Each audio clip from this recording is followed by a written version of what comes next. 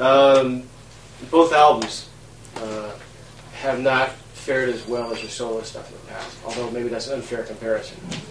No, I think it's very fair. No, I mean it's a whole different project. And I think that's why. I think you've just answered both questions. Thank you very much. Moving right on. Yes, in terms of what was the question? Well, I really asked a question. I just made an observation that okay. Neither album has fared as well as your solo stuff. Yes.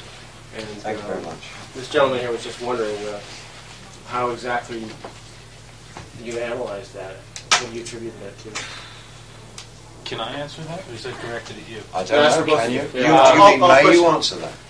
May I? You may exactly answer. what I meant. Sort of like you and I, if our ages were reversed. That is incredible, isn't it? There we are. That was when we first formed Tin Machine. I was much older then, and he was much younger. Yes. And as you see, I wore glasses in those days. It's very funny, isn't it? That really is a funny photograph. We've got to use that on something. Next. On the liner of way there. Maybe we could do a Bob and Dave album.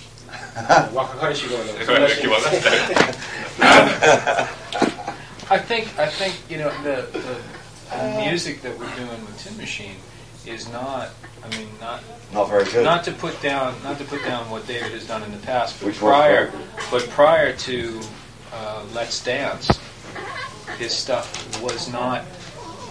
He did not have a wide listening audience. He had a strong following, but he was not mainstream. Actually, can I interrupt you right there?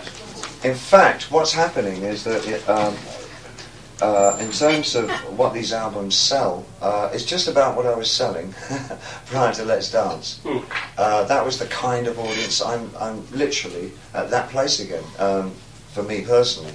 So it's kind of like home for me. And the type of music we're making, and the bands that we would put ourselves in with, like Living Colour and Pixies and Jane's Addiction, we're probably selling as well, or Sonic Youth, as well or better than bands of that type are selling. Our music would worry me if it appealed to the same people that loved China Girl and Let's Dance, or that loved Michael Jackson or Phil Collins or Dancing in the Street. I mean, it's like. I mean, it's fun to subversively enter the mainstream, which is what you pretty much did. I would imagine it would be fun. I wasn't listening to you. Never having subversively entered the mainstream. You just like on stage. You should try it sometime. But I think that explains the sales. It's just not. It's not lowest common denominator music. It's kind of cranky and difficult. But we're really very comfortable with our situation. In fact. For us, we feel that the band is growing and evolving at exactly the rate that it should be. Mm-hmm. It feels like a natural process to us. There's no hype attached to us. We do what we do. We go out and play. We usually, generally, are better than people's expectations. And so for us, well, that's a given. I mean, night to night, it amazes me that we actually get on stage. And I feel as though we're nurturing something, which means we're throwing a lot of manure on it and hoping at some point it's a compost concept. The compost concept comes into this. What is the goal? More gall than goal, I think. I don't think there is one. I think the surprising is ourselves and hopefully carrying everybody along with us so they can get the surprise. Like a joke isn't funny if no one understands it. I mean, it's kind of so you got to hope that the audience is with you, so that when you're surprised by what you do, when you go into new territory, that they can they understand share that same experience. And I think that would for me, that would be the goal, to keep that improvisational thing alive and rock music. I think probably, if anything, as a goal, then there's one kind of almost a sonic experience that I would like to see happen, which I've never felt yet quite, is that when we reach those butterfly notes, I call them, when it's so fragile but it's so beautiful and you're not quite sure what's happening but there's something magical happening, to be able to get that on tape in the studio would be wonderful. It's never happened yet. We've got We've got some really good takes on things that we've done in the studio, but for me still, I think our stage performances are definitely the highlight of what we're capable. I think we reach our collective potential on stage. Mm-hmm. And I don't think we've done that yet in the studio. That's interesting. I think we're learning in the studio. I think because it is a new band. Mm-hmm. This, we've only done 2 albums, and I think that like any other band, we'll grow, either we'll grow into each other or we'll grow bored of each other, one of the two. We have no idea which it'll be. I mean, it's inevitable one or the other will happen at some point. And so I still have great expectations, which is probably not a good thing to have, but I do have great expectations about what we are going to be capable of doing in the studio. I'm so very excited about the prospects of going back into the studio again with this band. This is what I was asked to grill you guys about, the goals of the band, but I think you pretty much put your finger on it. It's all about artistic triumph, whether it's on the stage or in the studio. Yeah, absolutely. And, okay, well, let's talk about your life a little bit before Tin Machine. When do you think you reached those? Was the life before Tin Machine? Let's ponder upon this. Let's ponder this for a second. While you do that, can I have this spoon? Yes. When do you think you reached those peaks? What justified it? When do you mean at another time? Had I reached the same kinds of peaks as what I feel that I'm reaching? Yeah, like. Or is that what you mean? Well, in order to find out what sort of goals you have in mind for this band, what were your greatest successes? For me, personal successes definitely as a clump, and I'm afraid it is a clump of 4 albums: Low Heroes, Lodger, Scary Monsters. I think those 4 are probably, for me, my most important things to me. I think before then, though, there was the odd spot, the odd moment. I think there were things on Diamond Dogs, and there were things on Station to Station. It becomes patchy before then. I think that it evolved into some kind of plateau with those 4 albums. There was a real, like a 4-year period that was terribly fertile for me. Mm-hmm. Then also I loved Let's Dance. I'm one of the few people around that actually likes the Let's Dance album. I thought that, and if one actually compares what was happening at the time musically within the music scene, it was, of its nature, was a fairly innovative album to combine funk and raw blues rock guitar. Was, for instance, before Thriller, and I'm sure gave Michael a spark of an idea of maybe putting a lead guitar on a funk track for him, which has been noted rightfully well. Damn. Then after that, I think I did some songs that I really liked a lot on Never Let Me Down. Unfortunately, I don't think I did them very well. But there you go. That's unfortunately one of the things that happens as well. Were Low Heroes, Lodger, Scary Monsters, were they among your least selling records? Yes. Really? Except for Scary Monsters. Scary Monsters did well? Extremely well. Mm-hmm. Huh. And I think that's because I'd sort of battered everybody to death with the other 3, and by the time we got to Scary Monsters, they kind of got the idea of what I was trying to do. Harmony through And insistence. so when actually I had a hit with that, that's when I decided to change and do Let's Dance, and completely go the other way. Mm-hmm. I guess the point is it doesn't happen by design. You just sort of you plug away at it, and then Oh yeah, I don't. I think you can make hit records by design. I would imagine you can anyway, having never been in that. Well, I don't know. I've never been in that. For years, though. I don't know. I think there are a lot of formalised stuff out there that is predictably sounds right and actually does get radio play and ends up in the charts and does the job it's supposed to do. I think virtually everything that Janet Jackson has ever done has been sort of a formalised, particular kind of thing that's oriented toward the charts, and indeed that's what it does for her. But Black and white. I think the kind of music that both Tin Machine are involved in, and I individually have been involved in, and music that Reeves has been involved in before this, has been really a question of just playing around with art and making a living out of it, and we're very lucky too. The other thing about having a small, dedicated following is that as you satisfy your own criteria, chances are, if they've aligned themselves with you, it's a similar criteria of what they're looking for. Yeah. So you don't have to second guess your audience. You just have to try to do follow the muse where it leads you along those cliches. Do you find yourself having to battle David's past? Are you catering to an audience that's sort of looking for heroes and?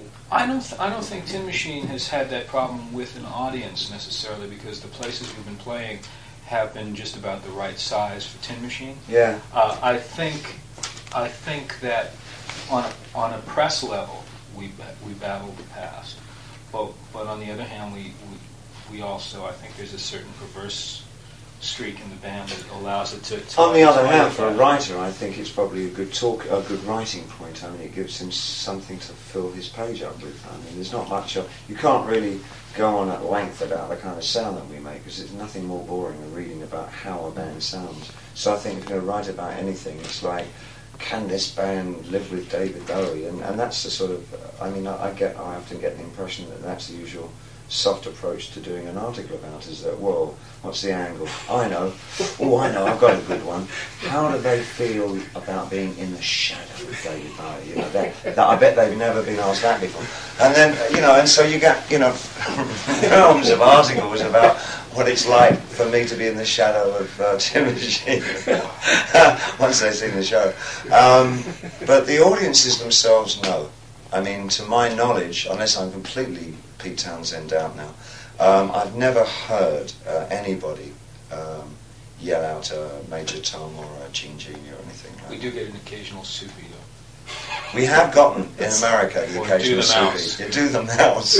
But what's that? It was one of his songs. Oh, I see. Yeah, you have to explain it to the Japanese guys. They don't know who Sufi sales are. No, but you'll explain. Okay. Hunt and Tony, Sufi sales songs. I mean, the thing is, but there you go. In a small way, you're carrying that history as well. I mean, if Tony or Hunt or myself were the better known member of the band, then we'd be dealing with Tony's history. I mean, it's also obvious and actually understandable that it's something to hang your hat on when you write. When you're explaining things, you can only explain music through known reference in print. Yeah. So what else are you going to do? David Zippy. Yeah. Okay. He saw the show last night, our friend Mr. Lasui, who was the author of the questions, by the way. Reeves explained this to David.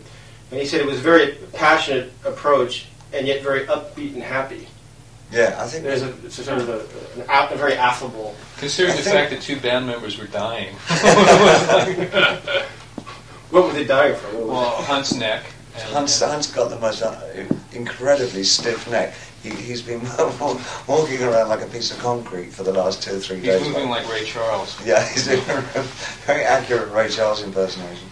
And what are you dying of? I have the Japanese flu. Oh.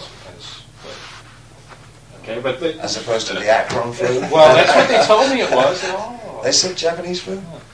Oh.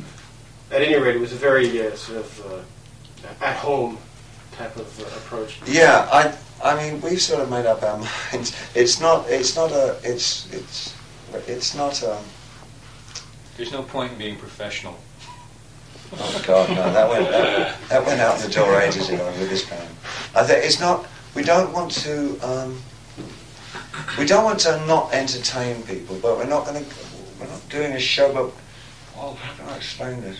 Well, there's a certain density to the music a lot of the time that if it was couched in seriousness between the songs, yes, it would be impenetrable because there'd be no door in, And if you see people on stage having fun and then doing something that is a difficult listen, I think that you have a sense of their humanness, and you can feel a little bit more what they're trying to say, even if you don't. I think we need because when we get down to actually playing, it's played very earnestly and quite seriously. And I often, especially after say a 10 or 12 or 14 minute piece, I mean, you actually need the relief of a little bit of, before you get going on another attack, and because we are with who we are, and the Sales Brothers are naturally very funny guys, and this thing just happened. I mean, it just started that suddenly they were doing bits. It was like working with Henny Youngman or something. It's funny, and it's like you can't change them. That they are what they are, and they are these great musicians that happen to have Soupy's sense of humour. And it's contagious. And it's certainly, I know for me, I mean,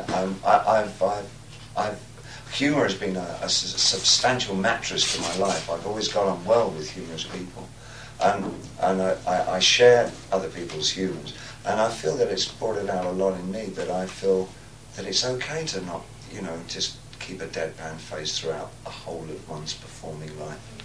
That it's okay to kind of get some relief every now and again.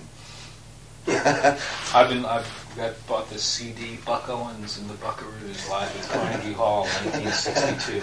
And a lot of the country, he went on the Hee Haw and all that. And a lot of the country bands always had bits between songs, He said this to me and on stage last night, he came up last night and said, it sounded like fucking Buck Owens.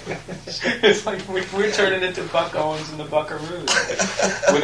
Between songs, It's like Sonic Youth meets Buck Owens and the Buckaroos. The role model to which we all aspire, I'm sure. That was the yin part of the question. The yang part was there's always a dark side to this question. There's a dark undercurrent, and that shouldn't there be some sort of a healthy tension or perhaps ill feelings there to sort of bring out the. Okay, don't worry, they're playing. When we're playing, that's the. The bile flows freely. There's terrific aggression within the band. Within there are currents of tension running between various members in this band. It's musically, that nobody wants to give in, and nobody wants to do what the other guy wants him to do. There's an awful lot of that. Hunt and Tony, for example, they're still mad at each other over bunk beds. They're mad at each other for being born in the same family. Tony won't listen to, won't take cues from Hunt because he's older than Hunt, right? Hunt is pissed at Tony because Tony won't listen to him because he's the drummer, and he's the bass player. And Hunt won't take cues from anybody, right? And because Buddy Rich never took cues from anybody. It's like Buddy Rich having to be in a Democratic band, if you can imagine what a nightmare something like that would be.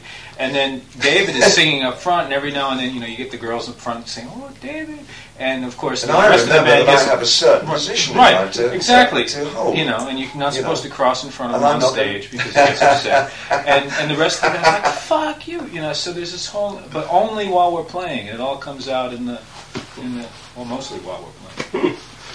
And do you know something? On the most magical moments, I've never noticed any harmony within the band. Do you know what I mean? Usually you get that thing where everybody comes up and says, "Oh, there was such like a togetherness or something." When it's particularly special, everybody is so distanced from each other that it makes me wonder actually if this is a healthy band to be in. Well, it's a cathartic band to be in. I think catharsis is a healthy thing in any event. But there is terrific tension. I mean, this whole ride hasn't been a barrel of laughs. I mean, we've had unbelievable fights and arguments. I mean, really heavy ones. But I think that and not about the music necessarily. No. Again, not necessarily about the music. And I do believe that does go into the chemistry of any band. I mean, I knew the Who very well when we started hanging around together, and I could not believe that I knew them at their high point when we were all kids virtually. I could not believe that they were capable of getting up on stage and playing. I mean, together. But I mean, we're nothing like that. Not quite anywhere near that. But the animosity that was rampant within that band was just something to behold. I mean, nobody had any time for anybody else in that band. I mean, it was extraordinary. It really was. Yeah, that's kind of legend among. Yeah, from my observation, it was absolutely true. I mean, it was unbelievable. It must have been hideous. It must have been a nightmare to live through that experience with that degree of tension and pure hostility. I mean, it was. We've not got to that. Well, that's one of our other ambitions. Yeah. That's where we get the separate tour buses and the separate dressing rooms, which we do have at NHK. And yes, this is the first time we've ever had our separate dressing rooms. But I'm not sure. We're still talking to each other in the hallway, though. Yeah, it's a hallway collective. I'm not sure if I'm not ready for this yet. Actually, solo dressing room thing. Let me clarify something here. David, you're the only one who's just committed to Tin Machine right now. Everybody, like you were doing. Yes, he has no commitment whatsoever. You were doing like soundtrack. Oh yeah, I do. I done a bunch of different soundtrack things, and I have friends of mine that I've been playing with in Boston and continue to play with, it's Tin Machine is the main thing, but I mean there's plenty of room for everybody to do stuff, And they do other things. I mean, Tony's endeavouring quite hard to continue some kind of acting career because he's done a few things in the States on TV and whatever. And Hunt. And a great candy ad. And a great candy ad, so I understand. We saw it. It's Blues. Oh, Scandinavia. Oh, yes, that was very funny. We wouldn't let him forget that one. And there was, and Hunt, mind you haven't seen June. Never mind. Oh, yeah, we all know about that over here. June. Don't worry, I'll let you see one. This is you? It's just another closet of mine there. I believe Miles Davis advertised the same product. Fabulous. Well, then I guess that makes it okay. That's okay. Oh, then, well, Hunt will agree. Your days are number 2. Hunt has a kind of a Charles Bukowski thing going for him. He's basically a beatnik, I think.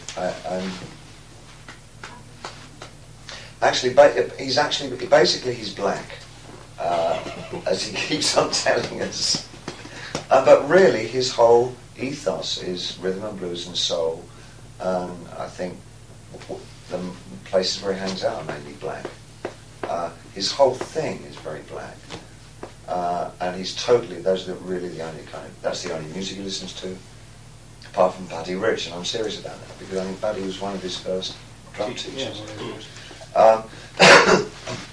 And he often goes down and works down in Texas and Austin and plays with blues bands and does productions down there, does blues productions.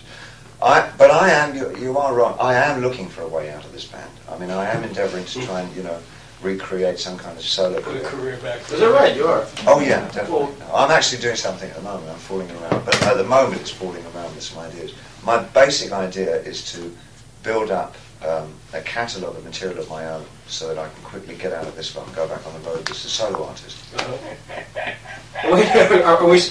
Is this with a tongue-in-cheek or? We have one member here laughing quite wildly, and it's slyly grinning his way. So. No, that's not at all true. I will never leave this band. Okay. Obviously, we missed the preface that would have made that funny for us. Let me come back. I am doing a solo album at the moment. I have no deadline. I'm just doing it in my own time. On the other hand, we as a band are going back into the studio in September of this year to do our third album. And I see no reason other than confusing the press even more, why the two particular things, or in our case 5 things, shouldn't all happen simultaneously. I mean, as long as our time commitments work out, which they are working out, they're fine. I mean, we have no problem about me making my album, which I'm doing in piecemeal, doing a few days here and a few days there, and the band going in and making its album. They're not getting in each other's way at all. And we enjoy different things for different reasons. I mean, I have a completely different kind of thing that I want to do for myself as a solo artist that would have absolutely nothing to do with Tin Machine. Yet, on the other hand, Reeves would probably do a couple of things on my solo album. And one of the tunes, maybe. Yeah. And I mean, to use a real kind of a clunky parallel, Phil Collins and Genesis seem to have worked it out over the years. I mean, I'm not pleased, don't think I'm putting it something their way. Why don't you, there's maybe a better one. All right, think of another one. Paul McCartney.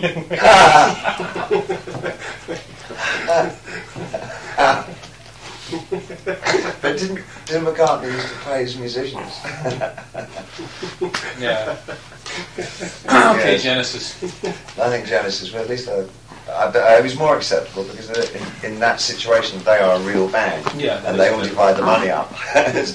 We are not McCartney and Wings. So I don't see any reason myself why the two, and nobody has any problem with me doing my stuff. And I love being in the band, and I wouldn't leave the band. I won't leave this band till it goes. There was a rather rude question in here. That's fine. No, that's good. No, it was. Okay, this owes to the fact, David, that much of your success here originally owed to your status as a visual icon. Yeah. And every photo taken was always the old 2-minute warning or something. No, it was just Henry.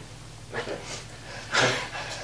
Every other picture was, a new piece of art, a new Bowie, reinventing yourself. Now, same old black suit last night. So this is done. That's you closed the door on that. Well, I'm not sure. I don't know. I mean, I'm not. Yeah, carry on. Your question. Well, the thing is that something? He used the term narcissistic. Yeah. And I. That's interesting. Yeah, I never really thought of it that way. I always thought of it as sort of you're trying to leave an impact on people with different appearances. Yeah. But is that something you've left behind? The visual icon? I would doubt it. I love dressing up, but I mean, I've seen no cause to over the last few tours. I mean, it's the dressing up was usually done for a reason. I mean, there was usually. I mean, the real dressing up sort of came to a close in 1976. I mean, that's really the last time I did sort of outrageous sorts of things, because I mean. They were geared around particular archetype or stereotype personas that I wanted to develop for the music that I was playing at the time. So they weren't the physical manifestation of the character. It wasn't just kind of an afterthought. I mean, it was part and parcel of this blue-eyed soul singer for the Young Americans thing, the extreme Nazi-fied black and white thing for Station to Station, the alien Ziggy Aladdin Insane thing. I mean, there were particular reasons for those things. They weren't sort of, what should we wear this tour? Which it became that after, because I didn't have any characters left anymore, and I was writing from it, as of Low, I was writing from a different place. I was writing very much from me, rather than writing for this persona type thing. Then it just became, what shall I wear? So really it's just basically the colour of the suits changed after that, more than anything else. But if I had an idea for a great visual presentation, I think I'd jump into it immediately, because I love doing that kind of work. It's very stressful. I mean, those monumental shows are really hard work. But, I mean, you're probably aware of Kansai Yamamoto. Yes, sure. When Kansai and I first, because you know Kansai did all the original costumes for Ziggy Stardust. Is that right? Yeah. Oh. I still have them all, each and every one of them. And we both felt that we were innovative in our time. And the collaboration, we thought, would be just something nobody had ever seen before. And it worked with the space music I was writing, and with what he was doing to Kabuki and No Theatre Club, basically taking the traditional Japanese thing and throwing it into outer space. Just made total sense with the Ziggy character. In fact, he's talked briefly with me this trip about doing something with him in a couple of years' time, that he wants to do some huge, one of his new, he's doing all these enormous extravaganzas. Can you have an extravagant? I suppose if you overqualify something. I mean, if it works out, God, I'd love to. Great, 1,000 torchbearers or whatever it is. I mean, I love all that, it's great. But it's not for this. I mean, it's not. That's not what we are. Yeah. And probably not what I'm doing solo for the next couple of albums. I mean, if it ever came out, yeah. Yeah. I guess that's one reason why Tim Machine provide. Less than 2 minutes. The old 2-minute warning. The one thing I do know is that the old songs aren't done. I'll never do those again. That is for certain. Yeah, the ones that I stopped doing in 1990. That is definitely unequivocally the end of that period. Of those songs. There's actually a question about, you want to know what you think about guys who do make a living resting on their laurels? That's their own decision. If that's what they want to do, then I would only half believe them if they said that's what they want to do. If that's how they feel that they should appear, and then that's completely theirs. That's their decision to make. It was my decision that I didn't want to do that.